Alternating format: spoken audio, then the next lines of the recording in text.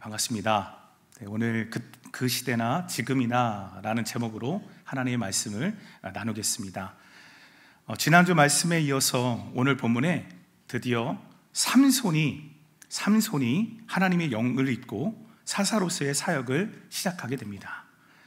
근데 처음에 삼손이 한 일이 뭔가 봤더니요, 삼손이요 블레셋 여자와 결혼하는 일이 기록되어져 있습니다. 삼손이 사사로서 공적 사역을 시작하는데 그 이유가 이스라엘 여자도 아니고 블레셋 여자와 결혼하는 이것이 공적 사역의 이유라고 기록이 되어져 있습니다. 1절의 말씀을 보세요. 삼손이 딥나에 내려가서 거기서 블레셋 사람의 딸들 중에서 한 여자를 보고, 삼손이 어디로 내려갔습니까? 딥나라고 하는 곳으로 내려갔다고 합니다. 이 딥나라는 곳은요, 이 땅은 본래 이스라엘의 땅입니다. 그런데 그 땅을 블레셋에게 뺏겨서 지금 40년 동안을 그 땅이 잃어버린 땅이 되고 말았어요. 그러니까 딥나에는 지금요, 거기에 이스라엘 사람도 살고 있고요, 블레셋 사람들도 살고 있고 이방 사람들도 살고 있는, 그렇게 뒤엉켜서 구별이 없을 만큼 40년을 보내고 있다는 얘기입니다. 자, 여러분, 그런 곳이니까 이 딥나로 내려가서 삼손이 어떤 일을 해야 했습니까? 블레셋에서 어떻게 우리 이 이스라엘 백성을, 이스라엘을 구원해낼 것인가? 바로 이것을 생각을 해야 됐습니다. 근데 그걸 생각한 것이 아니라 어떤 생각을 했냐면, 마음에 드는 여자가 있어서 저 여자랑 결혼을 해야겠다, 그 생각을 하게 된 거예요. 결혼을 해야겠다. 그래서 그 부모에게 이제 허락을 구한 겁니다. 2절을 보시면 2절에 이렇게 기록되어져 있죠. 올라와서 자기 부모에게 말하여 이르되 내가 딥나에서 블레셋 사람의 딸들 중에서 한 여자를 보았사오니 이제 그를 맞이하여 내 아내로 삼게 하소서 하매. 결혼을 허락해 주십시오. 그렇죠? 삼손의 부모 입장에서는요, 이 삼손의 말이 굉장히 이게 당황스러운 일입니다. 왜 그런가요? 왜냐하면 삼손이 여러분 누굽니까? 삼손은 13장에서도 보았지만 이게 모태로부터 구별됐던 사람입니다. 모태 신자라는 것이에요. 그리고 특별히 어떠한 사람으로 부르심을 받았죠? 나시린으로 구별을 받은 자였어요. 자, 그랬기 때문에 삼손은 이스라엘 사람 중에서도 하나님의 사람으로, 하나님께 구별된 사람으로 인생을 살아야 됐던 것입니다. 자, 예를 들어서 제가 목사이지 않습니까? 목사인데 지금 목사가 믿지 않는 여자하고 결혼하겠다. 근데 그 이유가 무엇이냐면 믿지 않을 뿐이지 이뻐요. 이쁜 거예요.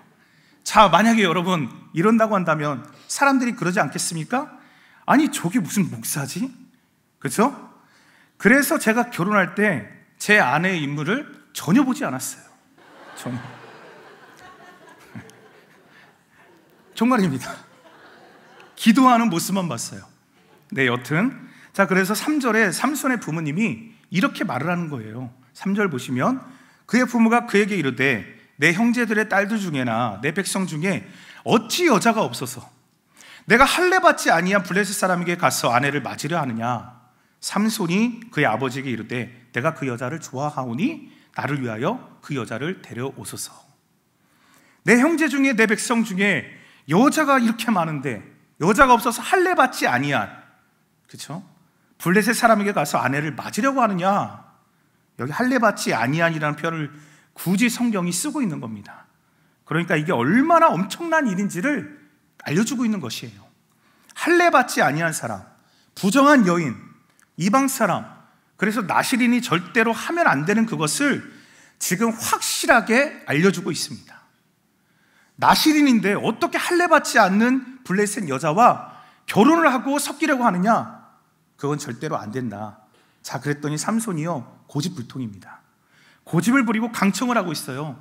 다시 3절의 말씀을 보시면 하반절에 그의 아버지에게 이르되 내가 그 여자를 좋아하오니 내가 좋아하는데, 근데 이 좋다는 표현이요, 7절에 보시면 그 여자가 삼손의 눈에 들었다라고 해석을 하고 있어요. 눈에 들었다. 지금 내 눈에 좋은 대로, 내 마음에 드는 대로. 근데 여러분, 하나님의 백성은요, 내 눈에 좋은 대로가 아니라 하나님 눈에 어떠하실까? 바로 이것을 생각하는 사람들이 하나님의 백성인 겁니다. 그리스도인의 삶의 가장 중요한 기본적인 자세가 어떤 자세냐면, 이게 내가 봤을 때 이게 내가 보기에 좋은가 나쁜가가 중요한 게 아니에요. 항상 하나님 보시기에 이것이 좋은 일인가, 하나님이 기뻐하시는 일인가, 이게 바로 그리스도인 우리 삶의 제일 중요한 자세라는 것입니다. 그래서 사사시대를 한마디로 특징 짓는 그 말이 있죠. 그때는 이스라엘의 왕이 없었으므로 자기 소견에 옳은 대로 행하였다. 특별히 결혼은요, 허락하고 결정하는 것은 부모가 하는 거였어요. 성경 시대에 부모님이 정하면 그냥 결혼하는 겁니다. 그럼 잘 아시는 이삭을 보세요. 이삭은 그냥 아버지가 그냥 정해오는 대로 그 여자를 받아들이지 않습니까? 근데 지금 시대는 여러분, 자식들이, 손주들이 우리 여기에 앉아 계신 성도님들 말씀을 잘 듣습니까? 안 듣습니까? 잘 안 듣죠. 자기 고집대로 자기 좋아하는 대로 하는 시대예요. 자, 우리도 보면 결혼할 때요, 예수를 안 믿어도 일단은 집안이 좀 좋고 학벌 좋고 그리고 이쁘면 내 마음에 들기만 하면 믿지 않는 사람하고 결혼하는 것을 크게 문제 삼지 않는 경우가 있습니다. 하나님의 백성이 믿지 않는 사람과 결혼하면요, 왜 문제가 되느냐면, 사실 믿는 배우자가 믿지 않는 배우자에게 선한 영향력을 미치는 경우보다 믿지 않는 배우자가 믿는 배우자에게 악한 영향력을 끼칠 가능성이 훨씬 더 많습니다. 훨씬 더. 믿지 않는 배우자를 전도하면 된다라고 말하면서 결혼을 해요. 대부분 그렇습니다.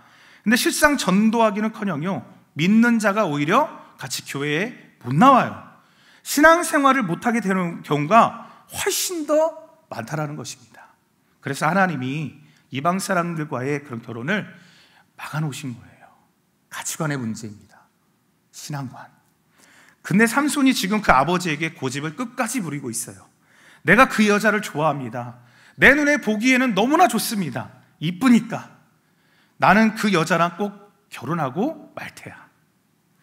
서두에서도 말씀드렸지만 지금 블레셋과 이스라엘이 뒤엉켜서 산 것이 지금 몇 년이라고 그랬죠?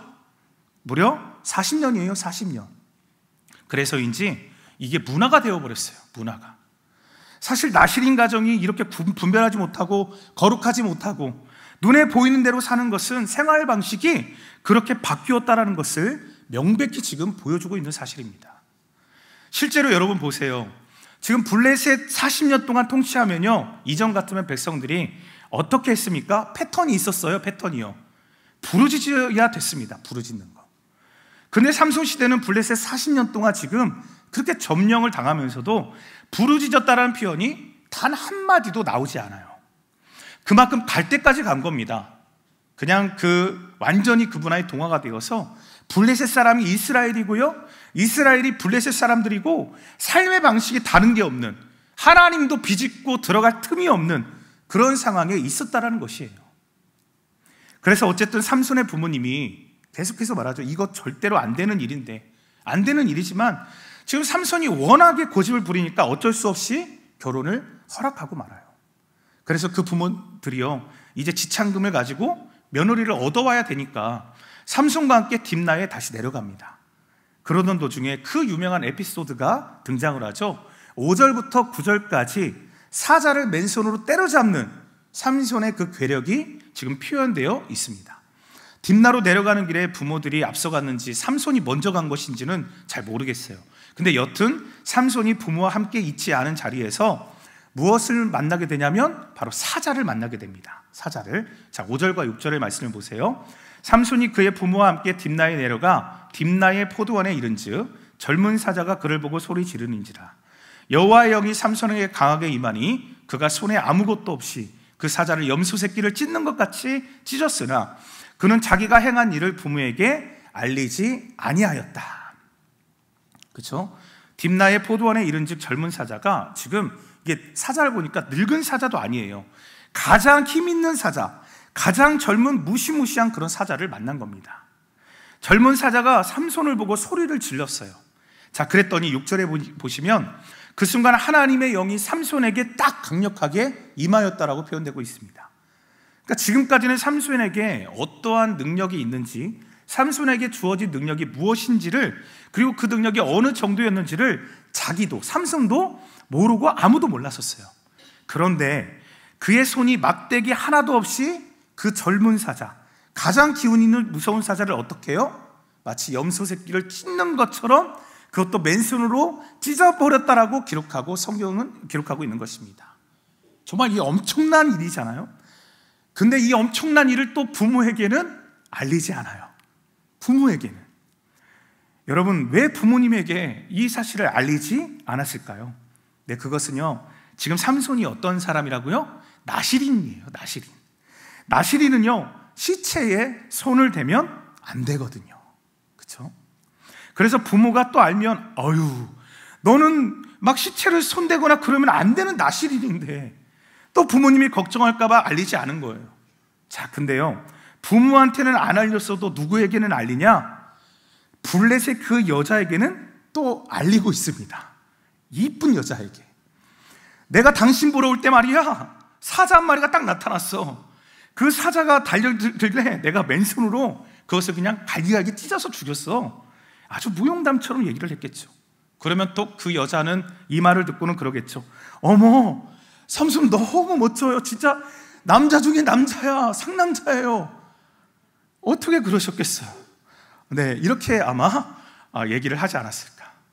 부모에게는 아무 말도 하지 않고 여자에게, 그래서 여러분, 우리가 어떤 드라마를 보잖아요.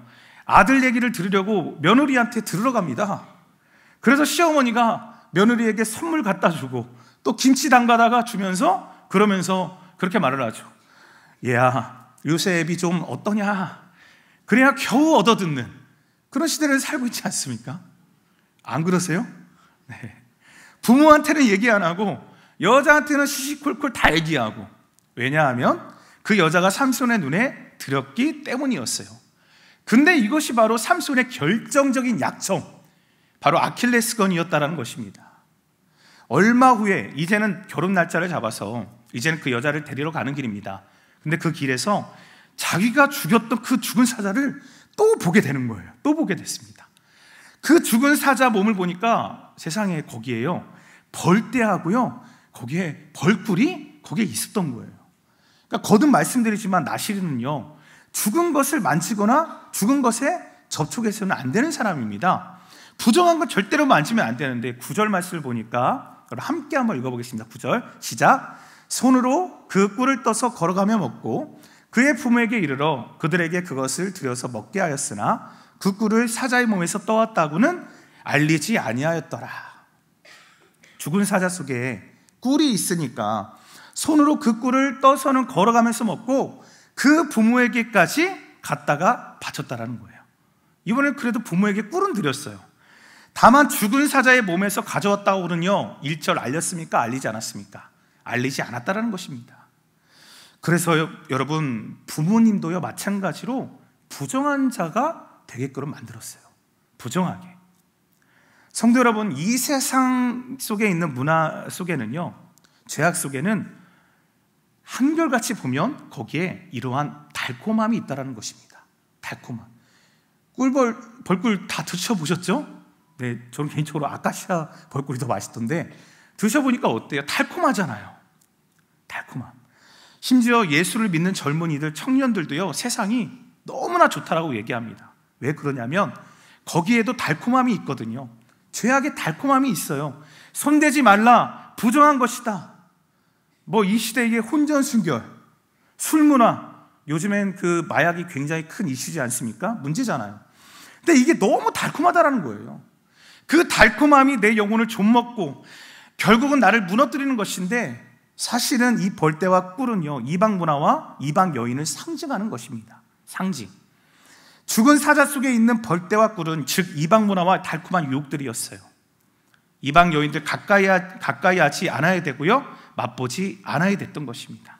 근데 그 부정한 것들을 손대지 말라 그랬는데 그 달콤함에 눈이 멀어서 자기 영혼을 더럽히는 것을 잊어버리고 단지 이런 즐거움 속에 구별됨이 무너져가고, 바로 이런 모습이 그 시대의 실상이었다는 사실입니다. 삼손의 모습이죠. 블레셋을 나중에 결국 때려잡지만요, 블레셋 여인에 의해서 삼손은 더럽혀지고 결국은 유혹을 이기지 못하는 그 모습을 지금 미리 서두에서 삼손의 그 행적들을 기록하면서 미리 보여주고 있는 것입니다. 젊은 사자도 때려잡는 엄청난 괴력을 가지고 있는 구원자로서 정말 능력은 있었지만 결정적인 치명적인 약점, 이방 여인에 대한 유혹에 대한 그 약함. 이어지는 10절부터 보세요. 이제 결혼 예식이 시작이 되어집니다. 결혼 축하연을 베푸는 이야기가 등장하고 있는데 10절을 보니까 삼손의 아버지가 여자에게로 내려가매 삼손이 거기서 잔치를 베풀었으니 청년들은 이렇게 행하는 풍속이 있음이더라. 당시 혼인잔치는 일주일 동안 진행이 되어졌습니다. 딱 일주일 동안. 그리고 잔치에서는 역시 무엇이 빠질 수가 없죠? 술이 빠질 수가 없는 거예요. 술이. 여기 잔치로 번역된 이 말은요, 원어로 보면 이건 술을 마시다 라는 뜻이 있습니다.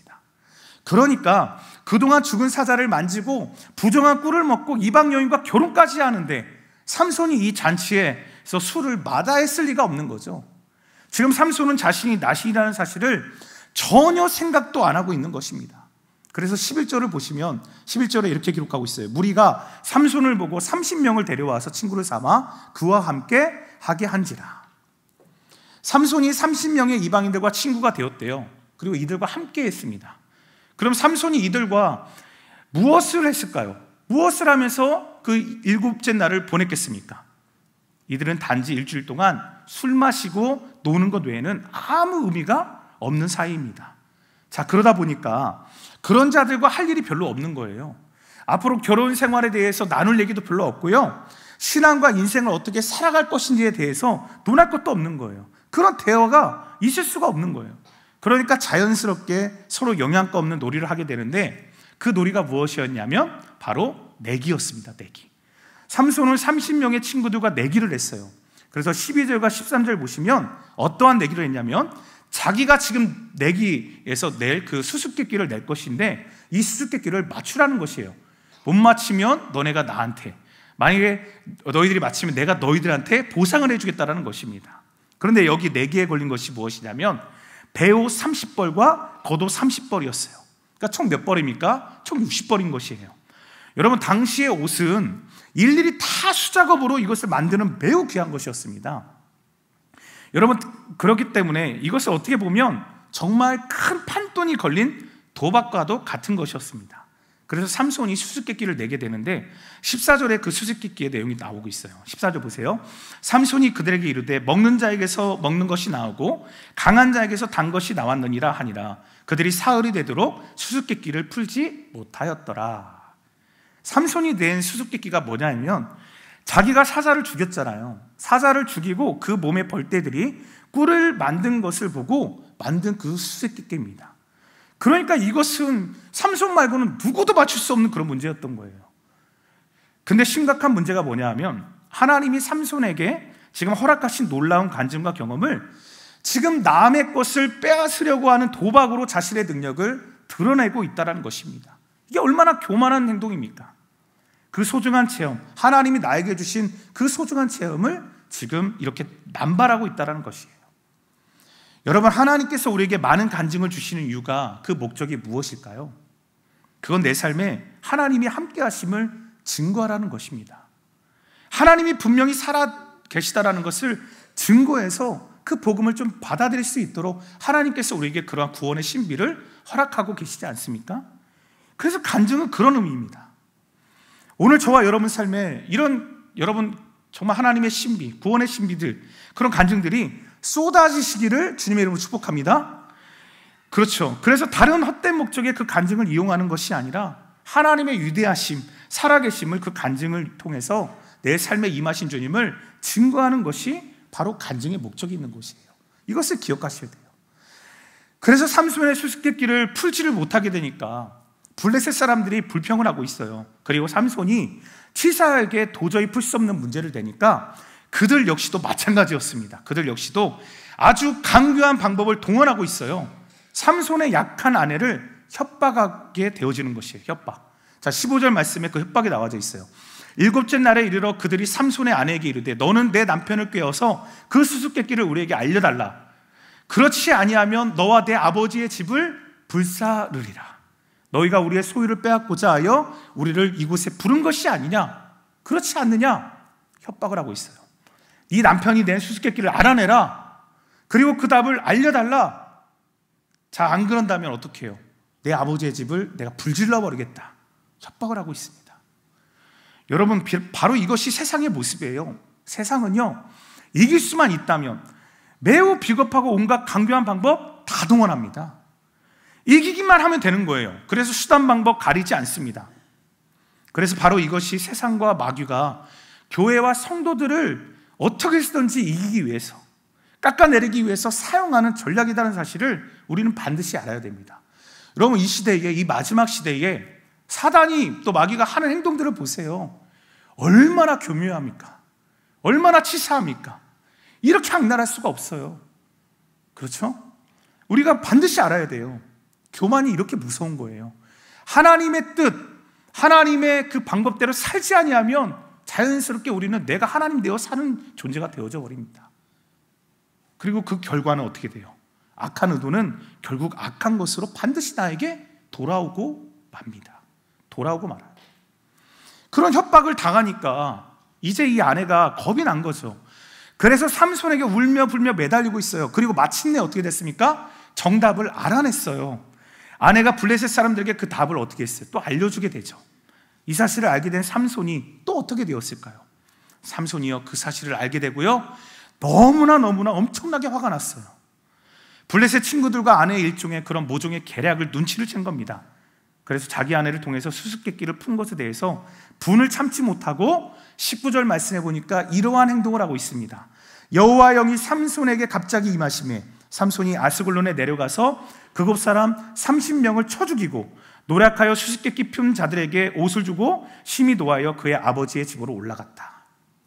여러분, 삼손이 분노를 했어요. 그래서 아스글론이라고 하는 블레셋 해안 도시에 내려가게 되고요, 그곳에 아무 죄 없는, 어떻게 보면 참 아무 죄 없는 그곳 남자 30명을 죽여버립니다. 그리고 거기서 겉옷을 다 빼앗아 가지고는 수수께끼를 풀었던 사람들에게, 그 친구들에게 그 옷을 다 줘버렸대요. 그리고는 심히 분노하여서 아버지의 집으로 돌아가 버렸다라고 성경이 기록하고 있습니다. 그러니까 정말 행복해야 할 결혼잔치가 어느새 엉망진창이 되고 만 겁니다. 삼손과 그의 아내는 서로에 대한 신앙의 불일치, 그리고 신뢰의 부족 때문에 결혼의 시작부터 삐그덕 거리게 된 것이었어요. 그래서 본문의 마지막 절인 20절에 보면 삼손의 아내는 삼손의 친구였던 그의 친구에게 준 바 되었더라. 이게 무슨 말입니까? 삼손의 아내가요, 들러리로 왔었던 그 친구들 30명 중에 한 사람의 아내가 되었다라는 것을 의미하고 있는 거예요. 여러분, 막장이지 않습니까? 막장이에요. 그러니까 삼손의 결혼 생활이 고작 며칠밖에 안 갔습니까? 7일밖에 가지 않았고요, 파탄이 나고 말았다라는 것을 성경은 우리에게 그 모습을 생생하게 보여주고 있는 것입니다. 여러분, 이제 말씀을 정리하겠습니다. 오늘 본문을 보면서 우리가 이런 삼손을 보고 있으면 아마 우리들 그런 생각이 들 수 있을 것 같아요. 아니, 세상에 어떻게 나시린으로 구별된 사람이 어떻게 이럴 수가 있지? 참 재능 낭비다. 그런 생각이 들 수 있어요. 근데 우리를 보면요, 사실 이 삼손과 별반 다르지 않다라는 것이에요. 그냥 세상에 좋은 것은 그냥 이게 신앙적으로, 영적으로 이게 얼마나 내게 영향력을 미칠지, 하나님 보시기에 좋으신지 이런 거 별로 생각을 안 합니다. 그냥 좋은 게 좋은 거지. 무슨 문제가 있어? 그래서 우리가 세상 살아가면서 예수 안 믿는 사람하고 예수 믿는 우리하고 다른 점이 있다면 교회에 다니는 것, 그거 빼고는 별로 다를 게 없다라는 것이에요. 부정한 것, 거짓된 것, 불의한 것 손대지 말라라고 말씀하시면 손대지 말아야 되지 않습니까? 그런데 세상 사람들 다 그렇게 살고 다 여기에서는 다 그렇게 하고 다 그렇게 사니까 우리도 다 그렇게 적당히 살아가는 것, 근데 그건 그리스도인의 삶의 자세가 결코 아니다라는 것입니다. 우리를 부르신 것은 세상의 빛과 소금으로 부르셨어요. 그래서 세상과 우리는 달라야 돼요. 달라야 됩니다. 달라지시기를 축복합니다. 달라야 돼요. 근데 다른 게 없는 게 문제예요. 우리 현재 결혼 문화도 아까도 잠깐 언급해드렸지만 이게 보통 문제가 아닙니다. 보통 문제가. 이제 믿고 안 믿고 이건 별로 중요하지도 않은, 어떤 게 진리인지 헷갈리는 시대 속에 우리가 살아가고 있어요. 또 우리 아이들 자라가면서 공부 잘하고 좋은 직장 가면 그게 최고인 줄 알아요. 우리 손주들, 우리 자식들 신앙이 어쨌든 잘 먹고 잘 살면 그게 내 자랑거리가 되지 않습니까? 지금 아이들의 꿈이 뭔지 아세요? 건물주지 않습니까? 그죠? 유튜버예요, 유튜버. 아이들의 신앙, 하나님과의 관계, 애들이 정말 제대로 믿음이 있는지 없는지 그게 중요한 게 아니에요. 지금 시대를 보면 좋은 학교, 좋은 직장 가면 그게 하나님이 분명히 나에게 베푸신 축복인 줄로 착각을 하고 있어요. 여러분, 하나님의 축복은 거룩함이에요. 거룩함. 그러니까 여러분, 삼손하고 별로 다르지 않은 이 시대를 살아가는 우리 아이들, 그리스도인들이 맞닥뜨리고 있는 이 시대를 위해서 우리가 정말 심각하게 받아들여야 되고 생각해야 되고요, 중보기도 해야 될 때입니다. 오늘 본문의 일이 무려 3200년 전에 일어났던 일이었어요. 근데 그때의 일이 옛날 이런 때가 있었다가 아니라 지금 이 시대의 일과 똑같습니다. 사사기는요, 오늘의 우리의 모습이고 오늘 우리의 삶이라는 것이에요. 성도 여러분, 저와 여러분도 오늘날 하나님의 영적 나시린들로 다 부름을 받은 줄로 믿습니다. 영적인 나시린들이에요. 그래서 우리의 신앙의 길이 세상과 타협하지 않고 정신을 바짝 차리고 믿음의 길을 똑바로 걸어갈 수 있기를 주님의 이름으로 축복합니다. 그렇게 그 시대를 반면교사 삼아서 하나님의 선하시고 온전하시고 기뻐하신 뜻을 잘 분별해서 정말 하나님 앞에 아름답고 귀하고 주님의 기쁨이 되는 그런 저와 여러분의 선한 영향력의 인생이 다 되시기를 좋으신 우리 주님의 이름으로 간절히 축복합니다.